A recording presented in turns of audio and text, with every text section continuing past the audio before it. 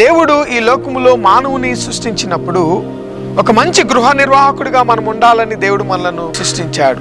ఆశీర్వదిస్తూ కొన్ని క్వాలిఫికేషన్స్ దేవుడు, కొన్ని అర్హతలు దేవుడు మనకి. ఈ అర్హతలు ఏంటంటే, మొదటిది మనకు అధికారాన్ని ఇచ్చాడు దేవుడు. నిజమే ప్రియమైన బిడ్డలారా, మానవుడిగా ఈ రోజు మనం సృష్టించబడ్డాము దేవుని చేత అని అంటే మనం గర్వించాలి. ఈరోజు ఎందుకు గర్వించాలంటే, దేవుడు మనలను గర్వించదగిన స్థానంలో పెట్టడానికి మనల్ని ఆశీర్వదించాడు దేవుడు. మనము ఫలించి అభివృద్ధి పొందుటకు ఈ సృష్టిలో సృష్టించిన వాటన్నిటి మీద ఏమిచ్చాడంటే, మనకు దేవుడు అధికారాన్ని ఇచ్చాడంటండి, అధికారాన్ని ఇచ్చాడు.